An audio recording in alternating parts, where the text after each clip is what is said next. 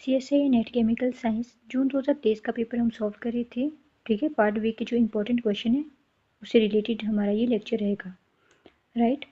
तो नेक्स्ट जो हमने क्वेश्चन करना है वो है क्वेश्चन नंबर 16। क्वेश्चन नंबर 15 तक हमने ऑलरेडी अपने कंप्लीट कर लिए हैं क्वेश्चन। क्वेश्चन नंबर 16 हमें क्या कहता है, for the proteolytic digestive enzyme pepsin with an isoelectric point, जिसको हम PL से डिनोट करते हैं, वो है 1, the correct statement among the following are. तो यहाँ पर किसकी बात की गई है, यहाँ पर बात की गई है डाइजेस्टिव एंजाइम पेप्सिन की। ठीक है, डाइजेस्टिव एंजाइम पेप्सिन की यहाँ पर बात की गई है, जिसका आइसोइलेक्ट्रॉनिक पॉइंट आपके पास 1 रहेगा और उसके रिस्पेक्ट हमने करेक्ट स्टेटमेंट बतानी है, जो कि रहेगी इन ऑप्शन में से। तो स्टेटमेंट पढ़ लेते हैं। It has many aspartic acid residue, it has many lysine residue, it is involved in the hydrolysis of peptide bonds, it is involved in the degradation of fatty acid। तो हमें सबसे पहले पता होना चाहिए पेप्सिन के बारे में, तभी हम इन क्वेश्चन में से राइट स्टेटमेंट अपनी चूज कर सकते हैं। तो पेप्सिन बेसिकली आपके पास एक चीफ सेल होता है स्टोमक का, ठीक है, एंड ये फर्स्ट एंजाइम है जो डिस्कवर हुआ था 1836 ईस्वी में, और इसको डिस्कवर किया था टी सेचुआन ने, राइट। तो बेसिकली जो आपके पास प्रोटियोलिटिक डाइजेस्टिव एंजाइम्स होते हैं वो 3 टाइप के होते हैं, और ये नेचुरली आपके पास प्रोड्यूस होते हैं डाइजेस्टिव सिस्टम में। जो हमारा डाइजेस्टिव सिस्टम है उसमें ये नेचुरली प्रोड्यूस होंगे, जिसमें से कि फर्स्ट एंजाइम तो आपको मालूम हो गया कि पेप्सिन है। फर्स्ट हो गया आपके पास पेप्सिन, दूसरा होता है आपके पास ट्रिप्सिन, सेकेंड एंजाइम जो नेचुरली प्रोड्यूस होगा वो हो गया ट्रिप्सिन, एंड थर्ड हो गया आपके पास काइमोट्रिप्सिन। मीन्स यहाँ पर हमने क्या लिखना है, CHYMO, काइमोट्रिप्सिन। तो 3 टाइप के आपके पास एंजाइम होते हैं डाइजेस्टिव एंजाइम, जो नेचुरली आपकी बॉडी में डाइजेस्टिव सिस्टम में प्रेजेंट रहेंगे, ठीक है, and your body produce them to help break down dietary proteins into smaller fragments called amino acid. यही आपके पास वो एंजाइम होते हैं जो आपके पास हम कुछ भी प्रोटीन या डाइटरी प्रोटीन हम अपनी बॉडी में इनटेक कर रहे हैं, उनको स्मॉलर फ्रेगमेंट्स में ब्रेक डाउन करके अमीनो एसिड में कन्वर्ट करते हैं। These 3 enzyme are very crucial for our body. अब बात करते हैं आइसोइलेक्ट्रिक पॉइंट की, जो यहाँ पर दिया गया है 1। तो आइसोइलेक्ट्रॉनिक पॉइंट या एक ऐसा पॉइंट होता है जहाँ पर pH, जो मॉलिक्यूल का जो pH है, वहाँ पर नो नेट इलेक्ट्रिकल चार्ज देखने को मिलता है। pH at which a molecule has no net electrical charge is known as isoelectric point. तो इस आइसोइलेक्ट्रिक पॉइंट में क्या होता है, जो पॉजिटिव एंड नेगेटिव चार्ज आपके पास है मॉलिक्यूल के, वो आपस में बैलेंस करते हैं, राइट। अब हम गिवन ऑप्शंस में से देख लेते हैं कि हमारी राइट स्टेटमेंट क्या होगी। फर्स्ट हमारे पास दिया गया था it has many aspartic acid residue, right. Aspartic एसिडिव रेजिड्यू जो पेप्सिन होता है उसके पास एस्पार्टिक प्रोटीज होता है present, which means it contains many aspartic acid residue. Means ये आपके पास ऑप्शन नंबर होगी ट्रू, पेप्सिन के पास एस्पार्टिक प्रोटीज होते हैं प्रेजेंट इसके अंदर, ठीक है। एस्पार्टिक प्रोटीज अगर इसमें प्रेजेंट है means aspartic acid residue obviously इसमें प्रेजेंट होंगे, ओके। तो ऑब्वियसली अगर हम सेकंड ऑप्शन देखें it has many lysine residue, तो वो तो नहीं होगा क्योंकि इसमें प्रेजेंट होते हैं एस्पार्टिक एसिड रेजिड्यू, तो सेकंड ऑप्शन आपके पास इनकरेक्ट होगी। थर्ड है it is involve in the hydrolysis of peptide bonds. तो पेप्सिन एक प्रोटियोलिटिक एंजाइम है, जैसा कि हम जानते हैं, जिसका काम ही क्या है कि प्रोटीन को ब्रेक डाउन करना स्मॉलर पेप्टाइड्स में।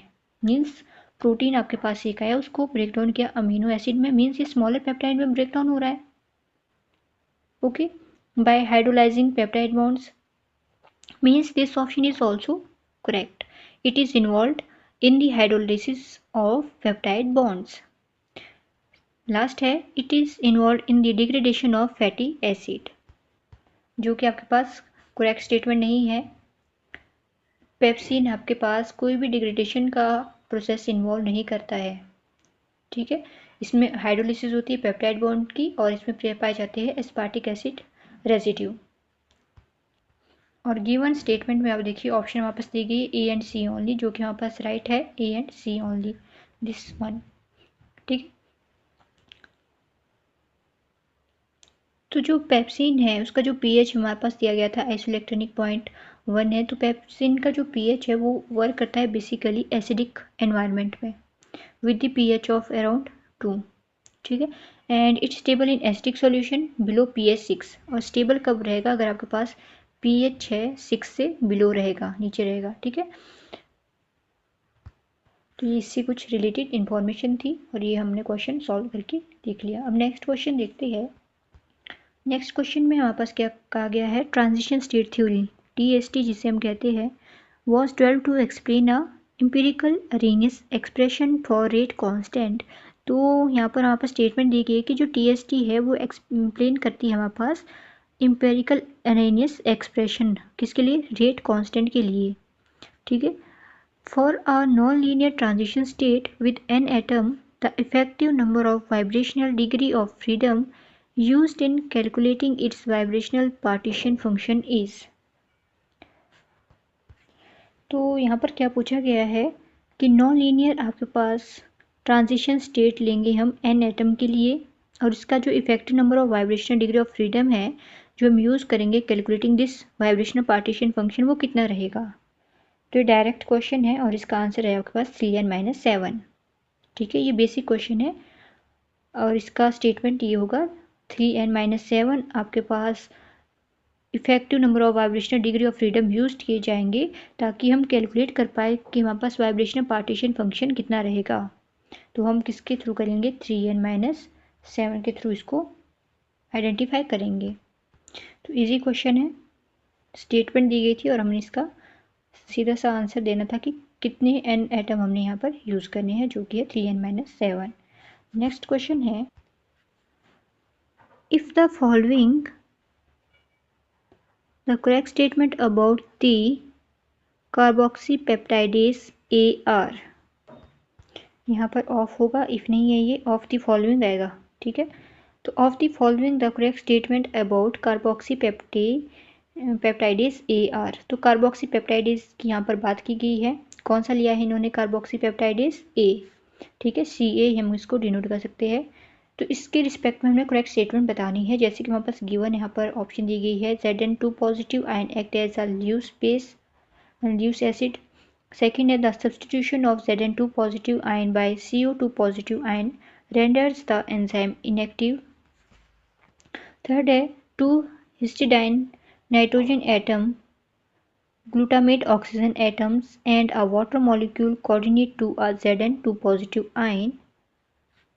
And last है 3 histidine nitrogen atoms and a water molecule coordinate to a Zn2 positive ion। तो आप देखिए ये जो दो ऑप्शन है ये आपस में सिमिलर लग रही है, मीन्स इन दोनों में से कोई एक ही राइट होगी, या तो थर्ड वन होगी या फोर्थ वन होगी। पहले आपने क्वेश्चन को देखा तो हमें से ये आइडिया हो गया कि हाँ इसमें ये हो सकता है, ठीक है।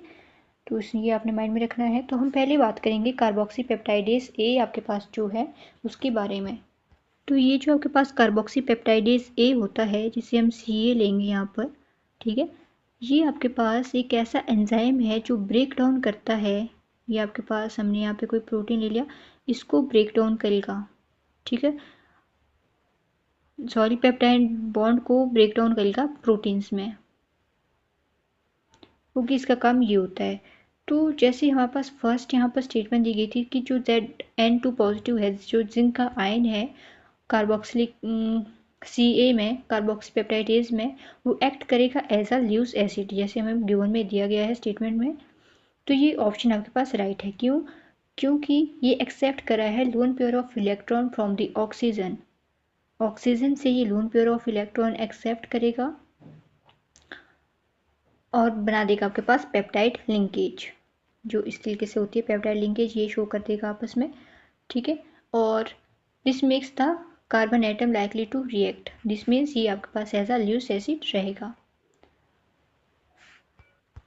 तो ये ऑप्शन राइट है। सेकंड था the substitution of Zn2 positive ion by CO2 positive ion render the enzyme inactive. तो ये स्टेटमेंट आपके पास सही नहीं है। थर्ड है 2 histidine nitrogen atom glutamate oxygen atom and a water molecule coordinate to Zn2 positive ion, जो कि आपके पास राइट स्टेटमेंट है।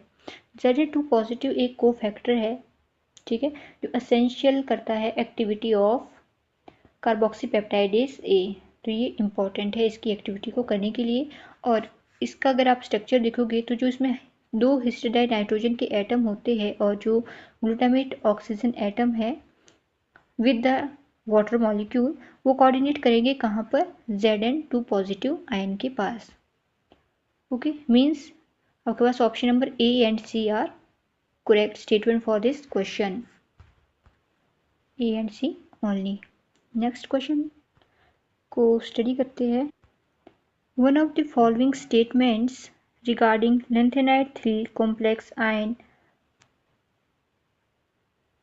और कॉम्प्लेक्सेस। तो हमने बताना है कि कौन सी स्टेटमेंट लैंथेनाइड 3 के रिस्पेक्ट में सही है। तो इन ऑप्शन को आप स्टडी कर लीजिए कि कौन कौन सी ऑप्शन यहाँ पर दी गई है। हमने बताना है कि करेक्ट स्टेटमेंट कौन सी है और गिवन जो आपके पास ऑप्शंस दी गई है। तो अगर हम फर्स्ट ऑप्शन को देखते हैं, the metal ion interact weekly with ligand orbitals. This is true because जो 4f ऑर्बिटल्स होते हैं लैंथेनाइड्स में वो शील्डेड होते हैं by the outer 5s and 5p orbital के द्वारा। ठीक है, जिसकी वजह से आपके पास क्या होती है, weak interaction with the ligand. 4f जो आपके पास लैंथेनाइड 3 कॉम्प्लेक्सेस की हम बात करें, यहाँ पर आप देखें तो 4f ऑर्बिटल्स होते हैं जो लैंथेनाइड्स में, ये शील्ड करेंगे, किसके थ्रू शील्ड करेंगे, यहाँ पर आपके पास 5s एंड 5p ऑर्बिटल्स देखने को मिलेंगे। और जो ये 5s एंड 5p ऑर्बिटल्स है ये आपके पास बना देंगे वीक इंट्रैक्शन बना देंगे लिगेंड के साथ। ठीक है, which means this statement is true, the metal ion interact weekly with ligand orbitals. ठीक है, तो सेकंड स्टेटमेंट है, अ large number of microstates result in large number of transitions. This is obviously correct होगी, क्यों, a large number of microstates result in large number of transition as the 4f orbital have a high degree of degeneracy। 4f orbitals यहाँ पर हम ले रहे हैं, lanthanide 4f orbitals होते हैं और एक्टिनाइड 5f सीरीज को शो करते हैं, हमें पता है, इसलिए हम 4f ऑर्बिटल्स बार बार बोल रहे हैं, राइट। तो जो 4f ऑर्बिटल्स है इनके पास क्या होता है, high degree of degeneracy.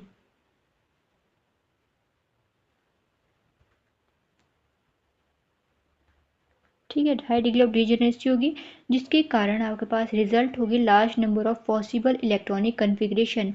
High degree of degeneracy सीधी सी बात है, तो आपके पास क्या आ जाएगी, ज़्यादा माइक्रोस्टेट्स हो जाएगी। Microstate means large number of possible electronic configuration यहाँ पर आपको देखने को मिलेगी। और जो ये आपके पास माइक्रोस्टेट्स यहाँ पर बनेंगी, हम माइक्रोस्टेट्स की बात करें, माइक्रोस्टेट ज़्यादा बन जाएगी हाई डिग्री ऑफ डिजेनरेसी के कारण। और ये जो आपके पास large number of possible electronic transition बन रही है ये एब्जॉर्व करेगी इन दी एब्जॉर्प्शन या फिर emission spectra of lanthanide complex के थ्रू, जिसके अकॉर्डिंग अगर हम स्टेटमेंट देखें, a large number of microstate result in a large number of transitions, वो करेक्ट होता है। ठीक है, तो option number A and option number B दोनों स्टेटमेंट आपके पास लैंथेनाइड 3 कॉम्प्लेक्स से रिलेटेड ट्रू है। थर्ड स्टेटमेंट है, the f orbitals are deeply buried। This is also true because जो आपके पास 4f ऑर्बिटल्स होते हैं वो शील्ड किए जाते हैं 5s एंड 5p ऑर्बिटल्स के थ्रू, जो कि हमने पहली वाली स्टेटमेंट में भी देखा कि 4f ऑर्बिटल्स शील्ड करेंगे 5s एंड 5p ऑर्बिटल्स के द्वारा, making them less accessible for interaction with ligands. ठीक है, तो इसीलिए जो f ऑर्बिटल्स है वो डीपली बरिड होते हैं। तो फर्स्ट एंड थर्ड स्टेटमेंट आपस में थोड़ी थोड़ी कोरिलेट करती है, means option number A, option number B and option number 3 are right statements. Last option है, they show strong FF electronic transitions. ये आपके पास जनरली वीक ट्रांजिशन को शो करेगा due to shielding effect. Shielding effect के कारण ये आपके पास क्या देता है, वीक इंट्रैक्शंस। वीक इंट्रैक्शंस होगी तो वीक इलेक्ट्रॉनिक कन्फिग्रेशन होगी, सॉरी। ठीक है, तो they show weak FF electronic transition not strong, means ये ऑप्शन आपके पास राइट नहीं है। तो इन स्टेटमेंट को स्टडी करने के बाद हमें पता चलता है कि हमारे पास जो ऑप्शन नंबर थर्ड है A, B and C only, वो इस क्वेश्चन के लिए राइट है। राइट आंसर ये आपके पास रहेगा। ओके, आई होप आपको ये क्वेश्चन समझ में आ गया है। नेक्स्ट क्वेश्चन देखते हैं कि कौन सा क्वेश्चन आपसे पूछा गया है। Question number 20। क्वेश्चन नंबर 20 है, इफ़ AX/BY, आपके पास AX एंड BY क्रिस्टलाइज हो रहा है FCC लैटिस में, ठीक है, with atom A occupying every corner. तो FCC लैटिस में ये आपके पास क्रिस्टलाइज हो रहा है और A जो आपके पास है वो ऑक्युपाई कर रहा है एवरी कॉर्नर को ये ऑक्युपाई करेगा। एंड जो आपके पास एटम B है वो ऑक्युपाई करेगा centre of each face, centre को ये ऑक्युपाई कर रहा है, ठीक है। जो यूनिट सेल आपके पास होता है, इस टाइप का यूनिट सेल आप बनाओगे, ठीक है, ये यूनिट सेल है। तो यूनिट सेल में हमारे पास बोला गया कि जो A है, ए ऑक्युपाई करेगा एवरी कॉर्नर को, ये जो आपके पास कॉर्नर हो गए इनको ऑक्युपाई करेगा ए, ठीक है। और जो बी है वो ऑक्युपाई करेगा सेंटर को, जो इसमें सेंटर है। द करेक्ट स्टिचियोमेट्री इज, तो इसके रिस्पेक्ट हमने करेक्ट स्टिचियोमेट्री बतानी है कि क्या रहेगी। क्या वो AB3 होगी, या फिर A2B, या फिर A3B। तो सबसे पहले समझते हैं स्टिचियोमेट्री एक्चुअल में है क्या, किसे हम स्टिचियोमेट्री कहते हैं। स्टिचियोमेट्री आपके पास एक क्वांटिटेटिव रिलेशनशिप होता है between the reactant and products in a chemical reaction. तो कैसा ये रिलेशन है, ये है आपके पास क्वांटिटेटिव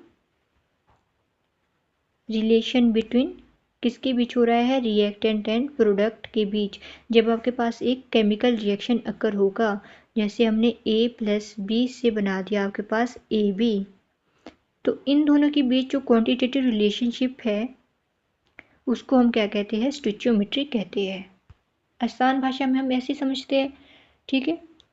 ये हमने बना दिया यूनिट सेल, इसको हम क्या बोलते हैं, यूनिट सेल, या हम इसको कहेंगे क्यूब, ठीक है, क्यूब या यूनिट सेल हम इसे कहेंगे।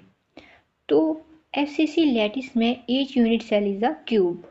तो FCC लैटिस में हर एक यूनिट सेल आपके पास एज अ क्यूब रहता है। If A atom occupy the corners, अगर A आपके पास ऑक्युपाई कर रहा है कॉर्नर्स को, अगर हम इस तरीके से इसको समझे, and B occupy the centre of faces, ये B ऑक्युपाई कर रहा है सेंटर ऑफ फेसिस को, then the number of V atom per unit cell is, तो इसके कारण आपके पास जो नंबर ऑफ V एटम होगा पर यूनिट सेल वो आ जाएगा 6 × 1/2। और अगर हम इसको करें, कैलकुलेट करें, सॉल्व करें, तो आ जाएगा ये 3, ठीक है, which means it gives the AB3 type of stoichiometry, and वो आपके पास है ऑप्शन नंबर 1, राइट। तो हम इसको +1 +2 से पढ़ते आ रहे हैं, लोअर क्लासेस से यूनिट सेल के बारे में पढ़ते आ रहे हैं, वहाँ पर इसकी एक्सप्लेनेशन बहुत अच्छे से दी गई है। हो सकता है आपसे एग्ज़ाम में इससे रिलेटेड और क्वेश्चन आए, तो आपने एक बार उन चैप्टर को अच्छे से रिवाइज करके जाना है, ठीक है। FCC देख लेना है, क्योंकि आपके पास हमने अभी जितने भी क्वेश्चन सॉल्व किए, 2024 का हमने सॉल्व किया, दिसंबर 2023 का सॉल्व किया, तो उसमें FCC से रिलेटेड आपके पास क्वेश्चन आते ही आते हैं। ओके, तो एक बार आप वहाँ पर एक बार देख लीजिए कि किस टाइप के क्वेश्चन होते हैं। ओके, तो इसका राइट आंसर है AB3, 6 × 1/2 is equal to 3, that's why AB3 is the right statement. Next question देखते हैं। According to Huckel's rule, very important, जैसे आपके पास FCC बहुत बार आ रहा है, वैसे ही हक्कल रूल से भी आपके पास क्वेश्चन आते हैं। 18 इलेक्ट्रॉन रूल हो गया, वेरी इंपॉर्टेंट, आप इनको एक बार अच्छे से पढ़ लीजिए। तो इस यहाँ पर पूछा गया है M एंड N, कि M एरोमेटिक हो गया या फिर नॉन एरोमेटिक। इसी रिस्पेक्ट में आपसे क्वेश्चन पूछेगी, मैं आपको बता देती हूँ कौन कौन सी आपके पास स्टेटमेंट है। तो ये आपके पास 2 M एंड N यहाँ पर दी गई है स्ट्रक्चर, ठीक है। हमें नहीं पता ये क्या है, एक का हमारे पास बोला गया कि एक M है दूसरी N है, तो हमने बताना है M and N are antiaromatic, क्या ये दोनों ही एंटी एरोमेटिक है। फिर हमने बताना है M and N are aromatic, क्या ये दोनों ही एरोमेटिक है। M is aromatic and N is anti-aromatic. Third है M is anti-aromatic and N is aromatic. ठीक है, तो ये आपके पास क्वेश्चन है। अगर आप यहाँ इनके डायग्राम को देखें तो आप ऑब्वियसली एकदम से बता सकते हो कि यहाँ पर ये जो दोनों के दोनों आपके पास स्ट्रक्चर्स है दे बोथ आर एरोमेटिक। ये हक्कल रूल का जो आपके पास प्रिंसिपल है उसको ओबे कर रहे हैं और ये नेचर में एरोमेटिक रहेंगे। ठीक है, इसलिए इस क्वेश्चन का आंसर रहेगा second, and are aromatic. 4n + 2π जो रूल है आपके पास वो इसको ओबे करा है, फॉलो करा है, इसलिए इसका आंसर ये रहेगा। तो ये कुछ इंपॉर्टेंट क्वेश्चंस थे जो आपके पास पूछे गए थे जून 2023 में। ठीक है, और ये क्वेश्चन थे आपके पास पार्ट बी से रिलेटेड, राइट। तो आज के लिए बस इतना ही। Thanks for watching.